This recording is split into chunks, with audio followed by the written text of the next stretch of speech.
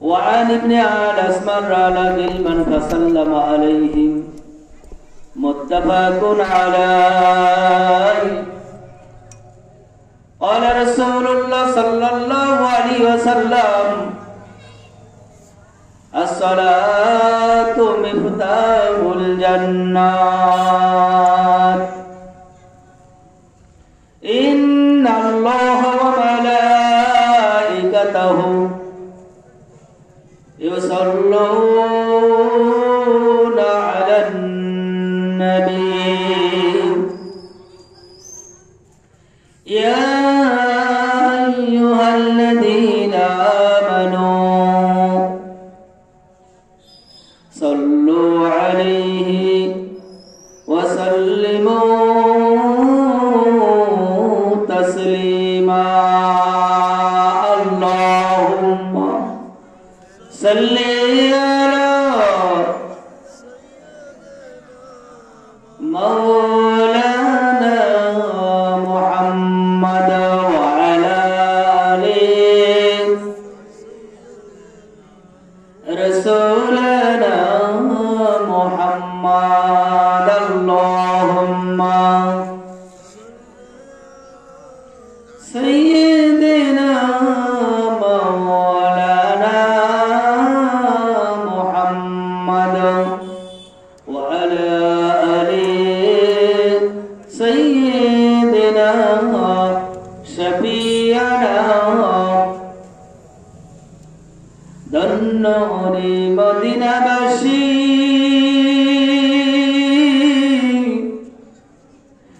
ধন্য তোমাদের জীবন তোমাদের মাঝে শুয়ে আছেন দোজাহানের মহাজন। আল্লাহুম্মা সাল্লি আলা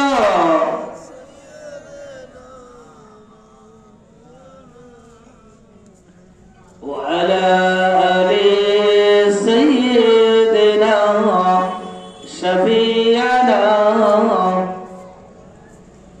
سبحان الله الحمد لله لا إله إلا الله سبحان الله الحمد لله لا إله إلا الله سبحان الله الحمد لله لا إله إلا الله لا إله إلا الله محمد رسول الله صلى الله عليه وسلم.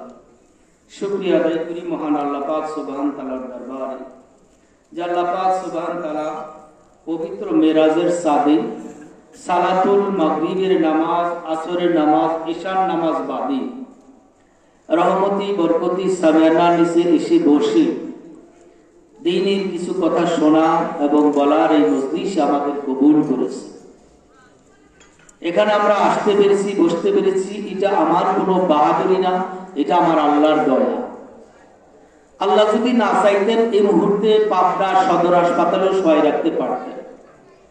আল্লাহ যদি চাইতেন এই মুহূর্তে মেন্টালে পাগল বানায় শোয়াই রাখতে পারতেন। আল্লাহ সুস্থ অবস্থায় আল্লাহর নবীর ঘর মাদ্রাসা বাৎসরিক মাহফিল জান্নাতেরই বাগানে আমাদেরকে বসার সুযোগ করে দিলেন। সেই মহান মাহবুবের দরবারে হৃদয়ের সবটুকু আবেগ উজাড় করে দিয়ে দিল থেকে শুকরিয়া আদায় করি। সকলেই বলে উঠি আলহামদুলিল্লাহ। আরেকটু জোরে বলে আলহামদুলিল্লাহ। শতকোটি দরুদ ও সালাম বিশ্ব মানবতার মুক্তির দিশার সর্বকালের সর্বযুগের সর্বশ্রেষ্ঠ পয়গম্বর নবী মুকাররম জনাবে মুহাম্মদ রাসূলুল্লাহ সাল্লাল্লাহু আলাইহি সাল্লামের দরবার तमाम दुनियार माटी निचे যত মুমিন মুমিনাত ঈমান নিয়ে শুয়ে আছেন আমরা যারা এখানে বসে আছি আমাদের পরিবার থেকে বাবা মা ভাই ব্রাদার ছেলে মেয়ে বেটা বেটি আপনজন যারা এই মুহূর্তে বাসের জারে গোরস্থানে বুকের উপর মনকে মন মাটি চাপা নিয়ে তিমির মতো শুয়ে আছে। বিশেষ করে এই মাদ্রাসার অসংখ্য দাতা সদস্য গুণীজন, জমিদাতার থেকে শুরু করে মাদ্রাসায় শিক্ষকতা করে এই পাশে কবরে শুয়ে আছে। তাদের সকলের রুহের মাগফিরাত কামনা করি। আল্লাহ যেন তাদেরকে জান্নাত হিসাবে কবুল করেন, আমরা বলে আমিন। সেই সাথে আল্লাহ যেন আমাদেরকেও মাফ করে দেন, বলে আমিন। আল্লাহ পাকের বান্দারা আজকের এই ময়দানে আসতে পেরে বসতে পেরে খুশি না বেজার? খুশি।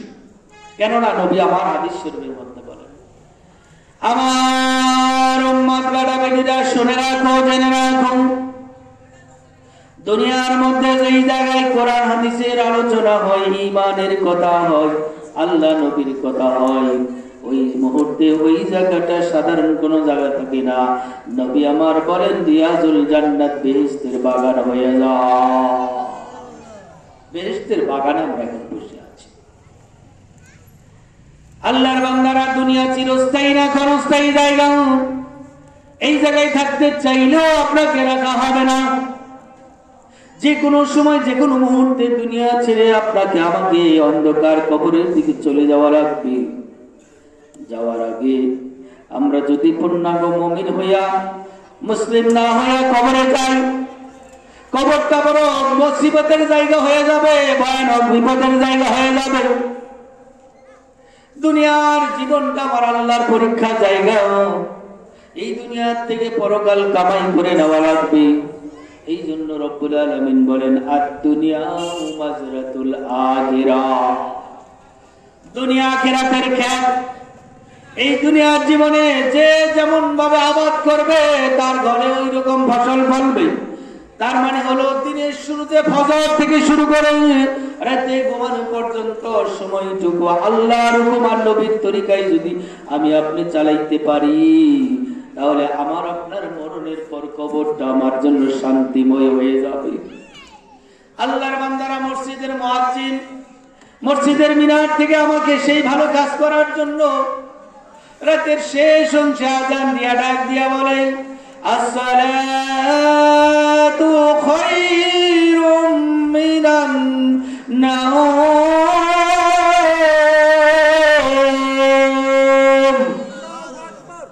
ঘুম হইতে নামাজ ভালো, ঘর হইতে মসজিদ ভালো। এই যে আওয়াজটা করে ডাক দিলেন, দাওয়াত দিলেন, এটা মুয়াজ্জিমের কোনো বাপের বানানো কথা না। এই দাওয়াতটা হলো আমার আল্লাহর দাওয়াত, আমার আল্লাহর কথা। এই আযানের আওয়াজে শরীক হইয়া, আযানের আওয়াজে সাড়া দিয়ে ওযু করে দিনের শুরুতে ফজরের নামাজ দিয়ে যারা দিনটা শুরু করে দিল, দিনের শুরুতে ফজরের নামাজে কপাল দিয়ে আমার আল্লাহর কদমের সামনে সিজদা করতে পড়লো যারা, নবী আমার 1400 বছর আগে হাদিসে বলে যান, দিনের শুরুতে ফজরের নামাজ দিয়া ওই দিনের দিনটা স্টার্ট শুরু করলে দিল যারা, সারাদিন আল্লাহর পক্ষ থেকে 70,000 ফেরেশতা তাদের জন্য দোয়া করে। সুবহানাল্লাহ, 70,000 ফেরেশতা দোয়া। অন্যত্র বলা হয়েছে দিনের শুরুতে ফজরের নামাজ দিয়া দিনটা স্টার্ট করে দিল, শুরু করে দিল যারা, ওই দিনের জন্য কালেমার পতাকা হাতে নিয়ে বের হয়ে গেল তারা। কিন্তু সেই নামাজই তো আবার হচ্ছে না। রব্বুল আলামিন বলেন, ইয়া আইয়ুহাল্লাযীনা আমানুত্তাকুল্লাহ,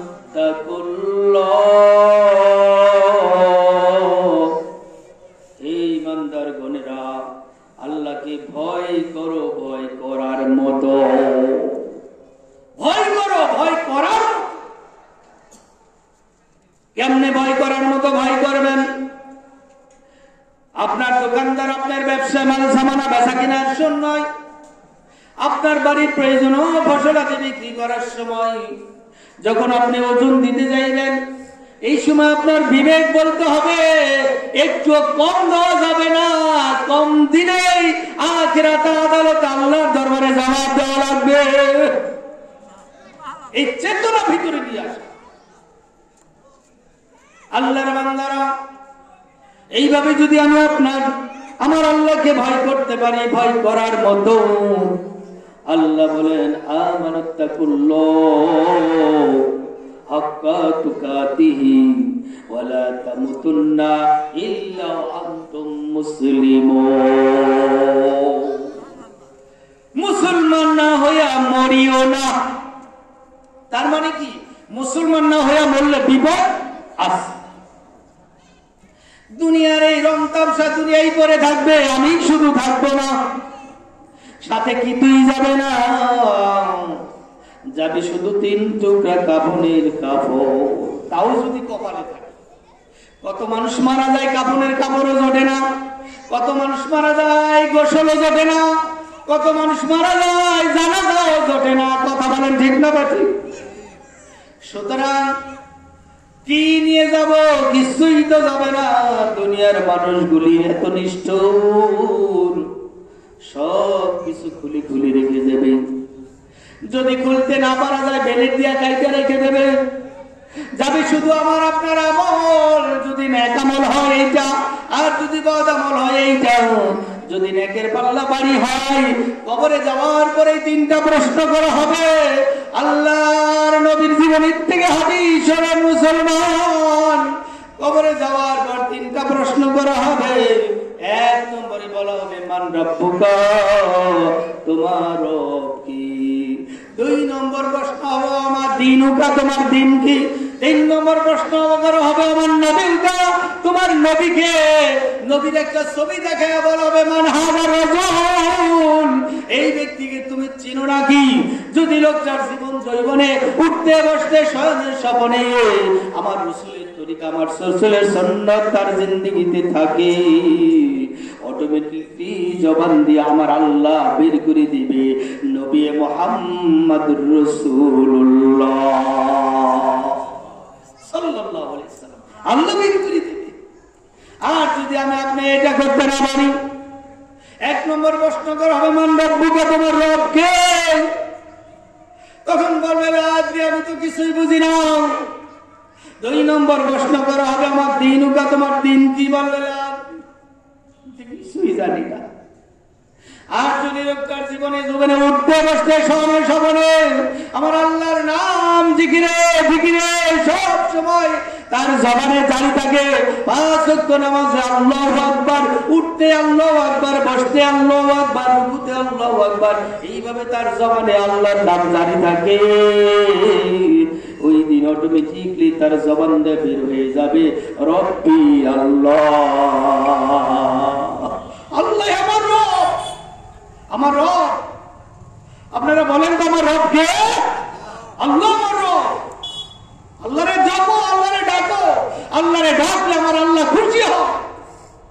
আব্বারে আব্বা করে ডাকলে আব্বার কলিজায় ভালো লাগে, মাকে মা মা করে ডাকলে মার কলিজায় ভালো লাগে।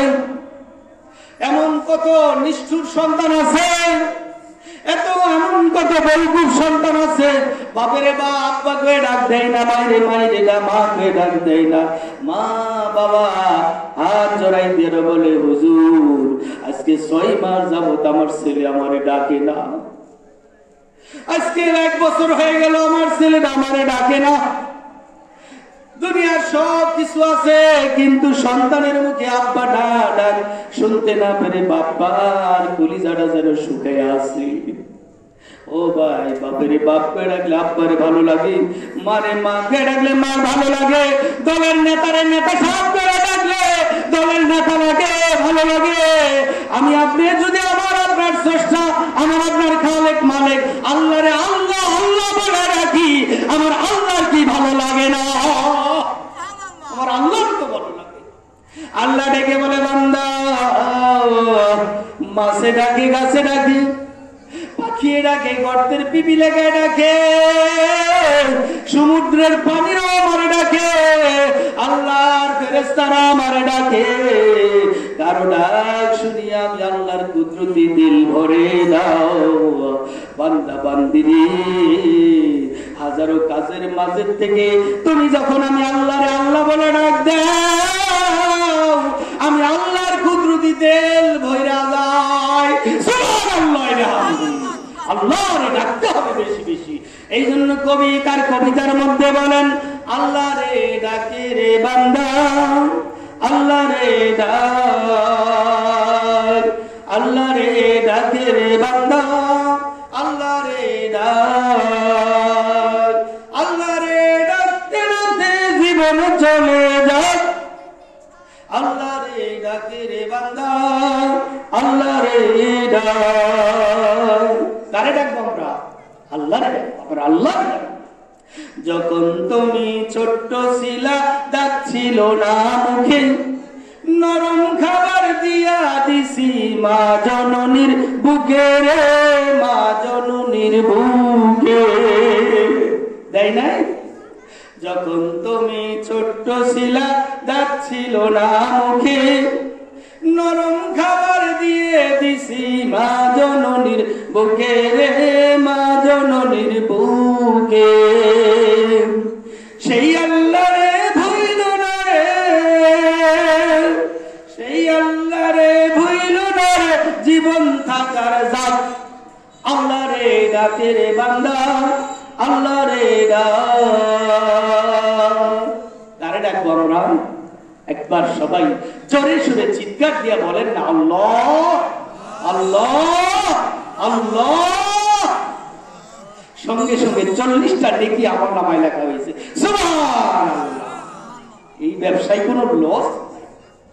রব্বুল আলামিন এই জন্য বলেন, হাল আদুল্লুকুম আলা তিজারাতিন তুনজিকুম মিন আযাবিন আলীম।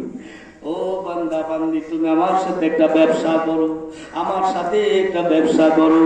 আমার সাথে যদি ব্যবসা করতে পারো রে বান্দা, আলা দুল্লুকুম আলা তিজারাতিন তুনজিকুম মিন আযাবিন আলীম। আমি আল্লাহ তাআলা কঠিন ওই দাও দাও করা জাহান্নামের আযাব থেকে তোমারে বাঁচাইয়া দেব। সুবহানাল্লাহ। আল্লাহর সাথে ব্যবসা করলে আল্লাহ বাঁচাইয়ে দেবে জাহান্নামের আযাব থেকে। আল্লাহর বান্দারা, কোরআনুল কারীম থেকে আয়াত তেলাওয়াত করতেছিলাম। রব্বুল আলামিন বলেন, ইয়া আইয়ুহাল্লাযীনা আমানু তাকুল্লাহ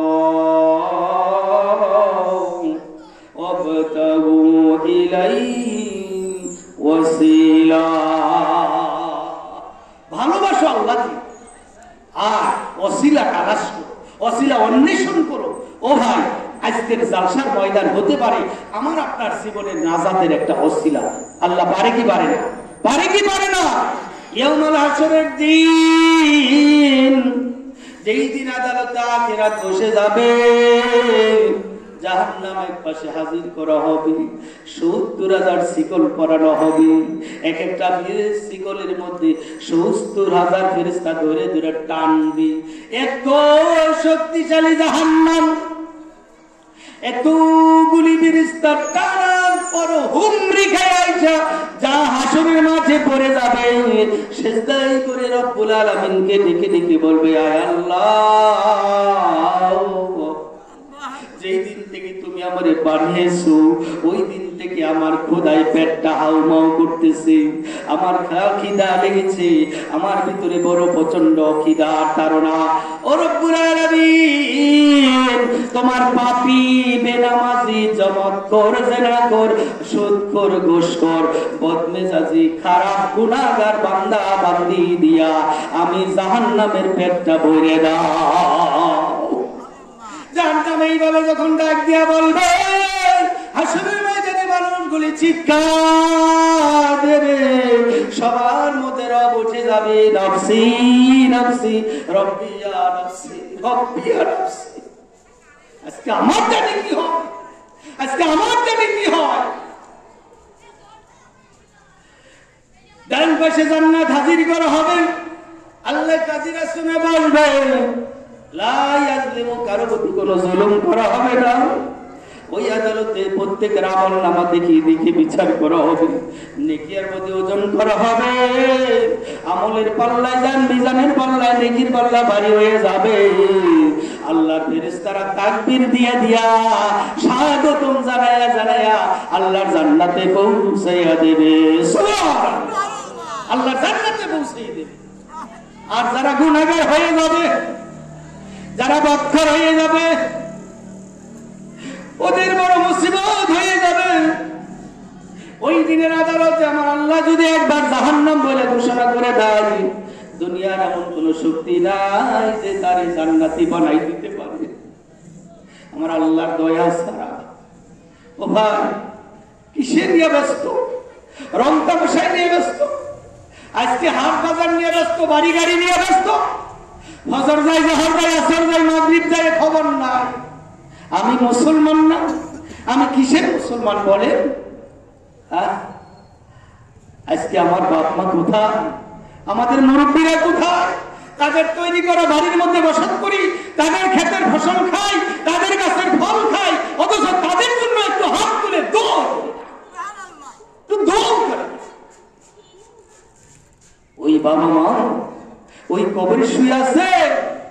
ও আমার বেটা, আজকে জালসার ময়দানে রহমতি বরকতি সামিয়ানা নিছে, ওখানে দিনের কথা হবে, যাও না বেটা। আল্লাহ নবীর ঘরে একটু দান করে আমার জন্য একটু সবরাসিনী করো। আমি বড় মুসিবতে আছি, আমার ডানে আগুন, বামে আগুন, সামনে আগুন, আগুনের মধ্যে আমি হাবুডুবু খাইতেছি।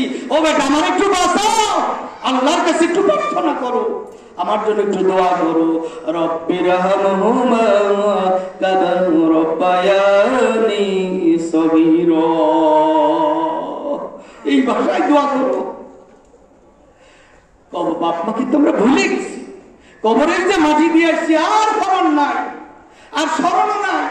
দুনিয়ার কত জায়গায় যাই, কিন্তু বাপ মার কবরের পাশে একটু যাই না। বাপু কান্দে, মায়ো কান্দে, কবরে শুইয়া,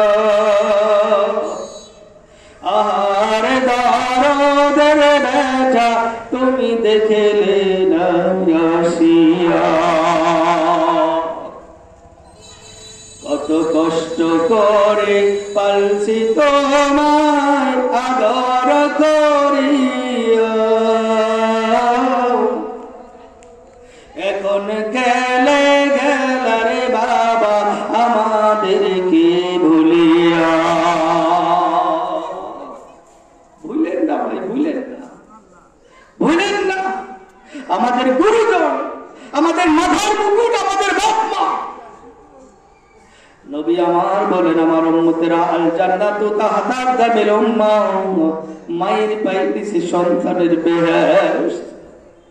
মেডিকেল বিজ্ঞানীরা বলে, ও দুনিয়ার সন্তানেরা গো, দিনে রাতে 8 বার যদি দুধ পান করো তুমি, শৈশবকালে, শিশুকালে, প্রতিবার যে দুধ পান করো, এটা যদি 100 করে হয়, 2 থেকে 2.5 বছরে তুমি মায়ের বুক থেকে 2 থেকে 2.5 বছরে 36 থেকে 48 মণ দুধ তুমি খেয়েছ। সেই মায়ের সাথে আমাদের আজকে কি আছো, কি দেওয়া? এই যে মেরাজের চাঁদ, নবী আমার মেরাজের চাঁদে 26 তারিখ দিবাগত রাতে আল্লাহর নবী আল্লাহর সাথে দেখা করে দেহের দুজক দেখে, দুজকের মধ্যে এই দৃশ্যগুলো নবী আমার দেখে এসেছে। সেখানে কি শাস্তি হয়েছে? মেরাজের চাঁদের 26 তারিখে নবী আমার আল্লাহর দাওয়াতে নবী আমার মক্কার কাবাগর থেকে, উম্মানির ঘর থেকে ফেরেশতা জিবরাইলের মাধ্যমে, বরাক নামক জন্তুর মাধ্যমে আল্লাহর নবী সেখান থেকে আল্লাহর দাওয়াতের রওনা দিলেন।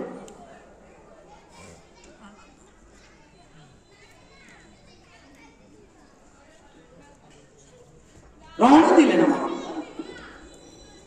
সেখানে অনেক লম্বা ছোট। সেখান থেকে নবী আমার বাইতুল মুকাদ্দাস পৌঁছে গেলেন। গভীর রাত, নীরব নিস্তব্ধ পৃথিবী, কোনো কাক পক্ষীর কারা সারা শব্দ নাই। হঠাৎ করে নবী আমার শুনতে পেলেন কে যিনি আযান দেয়। দেখতে দেখতে মসজিদ মুসল্লি দিয়া ভরপুর, সাদা পোশাকে সজ্জিত সুন্দর সুন্দর মানুষ দিয়া মসজিদটা ভরপুর। বর্তমান ফিলিস্তিন আর ইসরায়েলের দ্বন্দ্বের মূল কারণ এই জেরুজালেম মসজিদ, বাইতুল মাকদাস, এটা মুসলমানদের সম্পদ। আজ বিধর্মীরা পায়চারা করে করে দীর্ঘদিন আল্লাহর ঘর, মুসলমানদের দ্বিতীয় কাবা ঘর বাইতুল মাকদাসকে তারা দখল করে নিয়েছিল। মুসলমানদেরকে আযান দিতে দিত না, নামাজ পড়তে দিত না। বিশ্বের মুসলমানরা জাগো জাগো, এই মসজিদ তাম দুনিয়ার মুসলমানদেরকে আসামি বানাই ছাড়বে। আল্লাহ গো, আমাকে বেইজ্জতি করেছিল বেঈমান কাফেরের গোষ্ঠীরা, তোমার মুসলমানেরা কোনো ভূমিকা রাখে নাই। আল্লাহর নবী এই বাইতুল মুকাদ্দাস মসজিদে মেরাজের রাত্রিতে গেলেন। সেখানে গিয়া নবী আমার দেখতেছেন আজান হয়ে গেল, মুহূর্তের মধ্যে মসজিদ ভরে গেল। কে জানে আকামত শুরু করে দিল, আকামত শেষ হয়ে গেল, ইমামতের জায়গাটা ফাঁকা। এমন সময় ফেরেশতা জিবরাইল এসে কানে কানে বলে, ইয়া রাসূলুল্লাহ, ইয়া হাবিবাল্লাহ, হুজুর আপনি কার অপেক্ষা করেন? আজকের এই বাইতুল মুকাদ্দাস মসজিদের ইমামতি আপনি নবী ছাড়া শোভা পায় না। সুবহানাল্লাহ, কেমন একজন নবীর উম্মত আমার।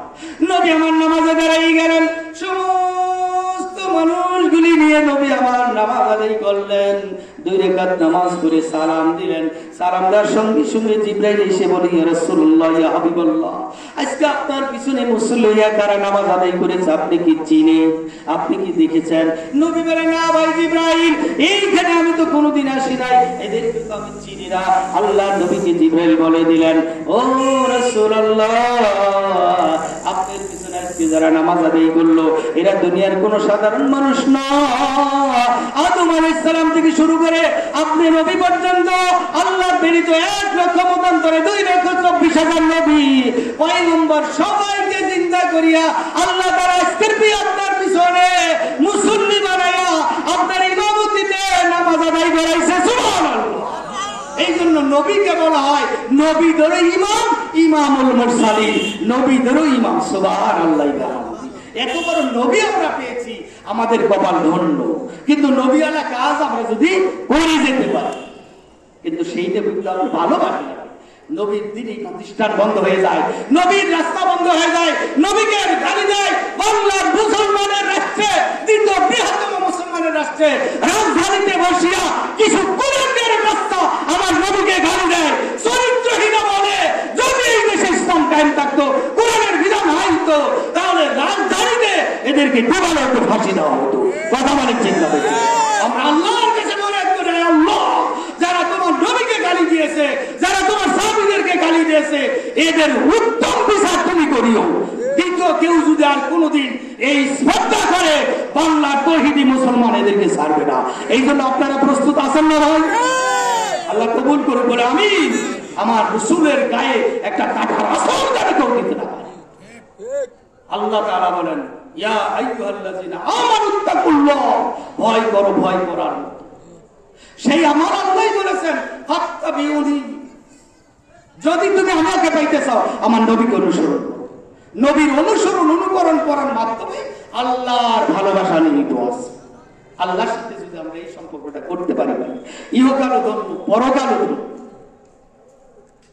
যতদিন বেঁচে থাকবো, জীবনে যা চলে গেছে গেছে, বাকি দিন আমার মুখের ভাষা, আমার আচরণ, আমার কায় কারবার একটাও যেন আল্লাহর কোরআন আর রাসূলের হাদিসের বাইরে না হয়। আমরা করতে পারবো না ইনশাআল্লাহ। সামনে রমজান মাস, আল্লাহ রাসূল এই মিরাজের সাথে আসলেই একটা দোয়া করতেন, আল্লাহুম্মা বারিক লানা ফি রাজাবা ওয়া শাবানা ওয়া বাল্লিগনা রমাদান। সুবহানাল্লাহ। আল্লাহ নবী বলতেন, আল্লাহ রজব ও শাবানের বরকত দাও, আমাকে রমজান পর্যন্ত আমাকে পৌঁছে দাও। সুবহানাল্লাহ। এই দোয়াটা আমরাও বেশি বেশি করি। রমজান থেকে রজব থেকে রমজানের প্রস্তুতি শুরু হয়েছে মুসলমানের। কিন্তু আমরা যারা সেই মানের মুসলমান না, আমাদের মধ্যে কোনো কিসের রজব, কিসের শাবান আর কিসের রমজান আসেন না। একটু ফিরে আসি, আমার আল্লাহ, একটু ফিরে আসি আমার আল্লাহর দরবারে। আল্লাহ তাআলা ডেকে ডেকে বলেন, ইয়া আইয়ুহান নাফসুল মুতমাইন্না ইরজিই ইলা রাব্বিকি রাদিয়াতাম মারদিয়া ফাদখুলি في عبادي وادخلي جنتي আল্লাহ বলে মুতমাইন আত্মা ফিরে আসো পাপ করেছো গুনাহ করেছো অন্যায় করেছো জীবনে অপরাধ করেছো আমি আল্লাহর রহমতের হাত বাড়াই দিয়েছি সুবহানাল্লাহ আমি আল্লাহর রহমত তোমার গুনাহ যদি পাহাড় পর্যন্ত হয়ে যায় আমি আল্লাহ তোমাকে মাফ করার জন্য আমার রহমত হয়ে যাবে আসমান পর্যন্ত সুবহানাল্লাহ তোমার গুনাহ যদি করতে করতে আসমান পর্যন্ত গুনাহে ভরপুর হয়ে যায় আমি আল্লাহ তোমাকে মাফ করার জন্য আমার রহমত হয়ে যাবে আরশ আজিম পর্যন্ত সুবহানাল্লাহ সেই আল্লাহকে ফিরে আসি আমি তো সেই আল্লাহর কাছেই যাইতে চাই সেই আল্লাহর প্রিয় পাত্র হতে চাই ভাই আমরা কি সবাই জান্নাত চাই না সবাই কি বেহেশত চাই না আল্লাহ কবুল করুক বলে আমি চাইলেই পাওয়া যাবে না আমলও করা কি বলেন আমি যাব খুলনা দাসুরিয়া গিয়া ঢাকার গাড়ি চড়ে বসছি তাহলে কি খুলনা যাওয়া যাবে যাবো খুলনা চললাম গিয়া ঢাকার গাড়িতে যাওয়া যাবে বনপাড়া গিয়ে যখন ঠিক পাইলাম এটা তো গাড়ির চড়া ঠিক হয়নি আমার ভুল হয়েছে সঙ্গে সঙ্গে গাড়ির থেকে নামে যেই গাড়িটা খুলনা যায় ওই গাড়ির তুঠা লাগবে এক সময় খুলনা পাওয়া যাবে কথা বলেন ঠিক না বেটে আমি যাবো তো আল্লাহর জান্নাতে কিন্তু সইরা বসে আছি জাহান্নামের গাড়িতে যেই গাড়িতে নামাজ নাই যেই গাড়িতে রোজা নাই যেই গাড়িতে হালাল নাই যেই গাড়িতে জেনা ব্যভিচার গীবত পরনিন্দা শেখায় ভরপুর আমি সেই গাড়িতে বসে আছি এই গাড়ি তো জাহান্নামে নিয়ে যাবে এই মুহূর্তে তওবা করে ফিরে আসতে হবে আমাকে আল্লাহকে হাজির নাজির জেনে আল্লাহ অতীতে যা করেছিলাম ভুল করেছি আল্লাহ তুমি আমারে মাফ করো আল্লাহ মাফ করার জন্য রহমতের হাত বাড়াই দিয়েছে আজকের এলাকাবাসী আজকের আমাদের এলাকার নয় মুরব্বী আশেপাশে যতদূর যারা আছেন সবাইকে অনুরোধ করবো ভাই আসেন না হতে পারে আজকের এই জালসা আমার আপনার কারো জীবনের শেষ পা আগামী বছর বেঁচে থাকবে এই গ্যারান্টি আছে আজকে ডুমুরতলা আমার হেলিম চাচার বই দোয়া মাহফিল বললাম পরশুদিন উনি লতিফ মাস্টারের শাশুড়ি আসছে ওনাকে বলতেছে নানি মনে হয় বেশি দিন বাঁচবে না এই কথা বলে গেল পরের দিন অসুস্থ আজ 2 দিন আগেই তার জানাজা হয়ে গেল আর সেই মানুষ বাইসে এটাই বাস্তবতা আসেন না আমরা ফিরে আসি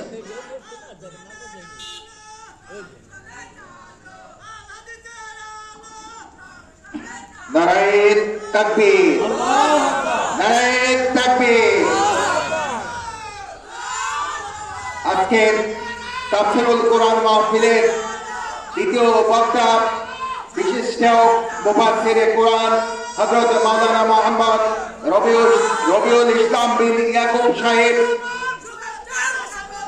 এখন বক্তব্য রাখবেন আজকে তাফসীরুল কোরআন মাহফিলে।